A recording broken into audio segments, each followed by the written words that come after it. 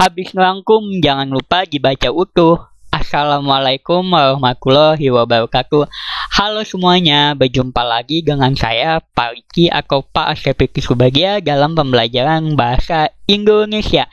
Nah, pada kesempatan kali ini saya akan menjelaskan tentang bab awal pada semester ganjil ini. Jadi semester ganjil ada 4 bab yang kalian pelajari, dan semester genap atau semester 2 juga ada 4 bab.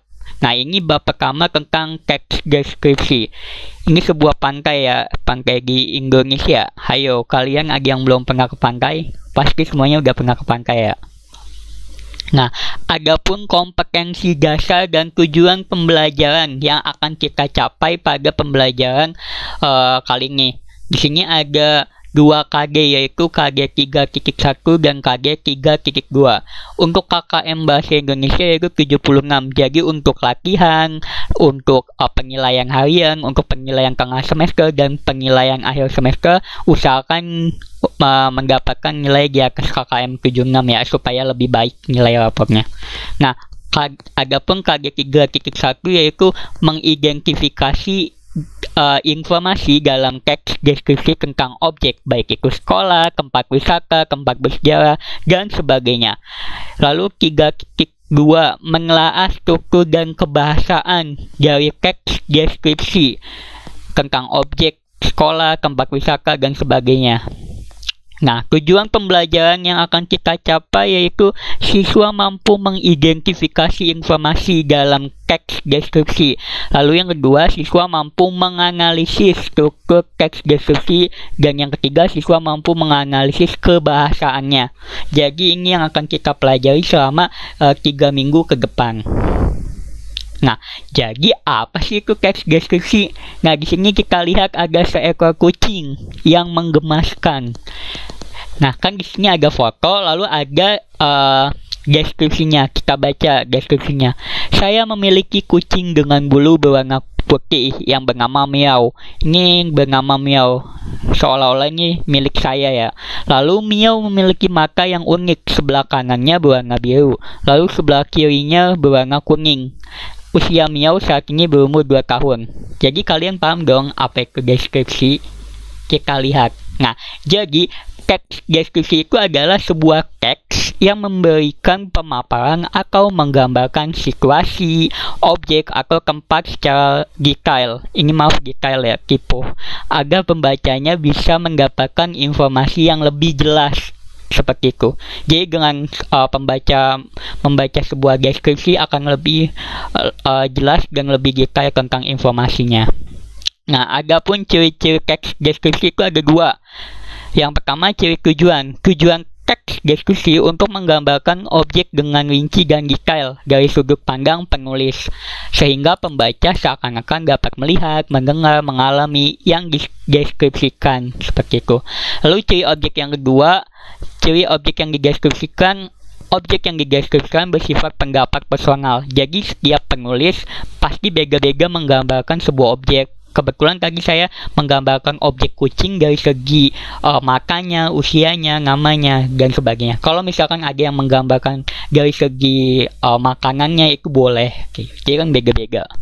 Nah, adapun struktur teks deskripsi, di sini ada 3 struktur utama. Nah, sebelum itu kita cari tahu dulu apa itu struktur.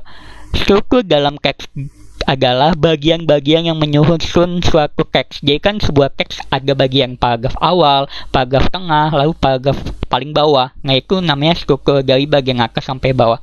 Sama halnya dengan tubuh manusia. Struktur atas, kepala, hingga bagian bawah ada kaki. Seperti itu. Nah, di sini kalian catat ada 3 struktur teks deskripsi. Yang pertama, identifikasi, yaitu berisi gambaran objek, berisi nama, lokasi, sejarah, dan sebagainya. Jadi bagian awal paragraf itu berisi tentang nama objeknya. Misalkan disebutkan tuh, saya memiliki seekor kucing bernama Miau, kayak gitu. Lalu bisa juga lokasinya, lokasinya tempat tinggal di mana, dan sebagainya. Sementara yang struktur kedua yaitu deskripsi bagian, berupa penjabaran atau perincian lebih detail dari objek yang dideskripsikan berdasarkan tanggapan penulis. Jadi di deskripsi bagian ini lebih banyak dan lebih detail. biasanya ada di bagian tengah paragraf ya. Jadi lebih padat dan lebih banyak informasi yang ditulis oleh penulis seperti itu. Nah, biasanya yang ketiga itu berupa penutup atau simpulan. Nah, berisi kesan penulis atau kesimpulan dari penulis. Biasanya struktur ini terletak di akhir teks. Jadi di bagian bawah sebuah kesimpulan seperti itu atau penutup. Nah, di sini contohnya ada. Kita lihat. Kebetulan ini teksnya tentang gado-gado. Nah, di bagian awal kan, paragraf awal dia menuliskan namanya gado-gado. Lalu asalnya dari Betawi. Nah, makanya ditulis identifikasi strukturnya ya. Diingat tuh. Lalu yang kedua, bagian paragraf tengah, dia lebih jelas atau lebih rinci lagi menjelaskannya. Menuliskan isinya, lalu menuliskan juga sebagainya. Makanya deskripsi bagian karena lebih rinci dan lebih mendalam. Sedangkan yang bagian ketiga atau bagian paling bawah dia disebut penutup atau simpulan. Ingat ada penutupnya. Jadi kalian wajib mencoba makanan gado-gado ini seperti itu. Nah, semoga kalian paham ya. Lalu yang terakhir yaitu kebahasan teks deskripsi. Adapun sebuah teks deskripsi itu mengandung bahasa 4 ciri umum ini. Yang pertama, menggunakan kata-kata khusus yang lebih rinci atau detail. Nah, biasanya ditulis lebih lengkap. Misalkan warna, disebutin tuh warna apa, kuning, merah, dan sebagainya. Lalu bentuknya panjang, lebar, dan sebagainya. Lalu yang kedua, menggunakan kata sinonim atau persamaan kata. Misalnya, Pantai Ancol sangat indah dan elok. Nah, indah dan elok adalah sebuah sinonim atau persamaan kata. Yang ketiga, menggunakan kebahasaan yang menggali panca indera. Jadi seolah-olah pembaca dapat melihat, mendengar, dan merasakan. Contohnya, bolu ini berwarna coklat dengan rasa coklat yang tebal dan manis. Jadi seolah-olah kalian memakan bolu coklat itu. Nah, yang keempat, menggunakan kata khusus yang jangkauannya lebih sempit. Contohnya di sini ada kata umum dan kata khusus. Kalau umum itu lebih umum ya, lebih general gitu. Misalkan hewan, kata khususnya sebutin tuh hewan apa, kucing, kelinci, tikus, ikan, dan sebagainya. Contohnya lagi, kata umumnya HP atau handphone. Kata khususnya handphone Samsung, Xiaomi, iPhone, Oppo, dan sebagainya. Nah, semoga kalian paham tentang penjelasan teks deskripsi kali ini. Nah, untuk memperdalam pemahaman kalian, di sini ada latihan. Deskripsikan diri kamu secara jelas dan lengkap agar Pak Riki dapat membayangkan diri kalian secara nyata. Nah, nanti ada sebuah Google Form, kalian bisa langsung tulis di situ. Kalian deskripsikan diri kalian mulai dari bagian atas tubuh, usia, tempat tinggal, dan sebagainya. Itu bebas setelah kalian membaca atau menonton video kali ini bisa langsung mengerjakan latihan tersebut. Nah, ada pantun, beli kue panggang di Jaki Asih. Cukup sekian dan terima kasih. Kurang lebihnya mohon maaf.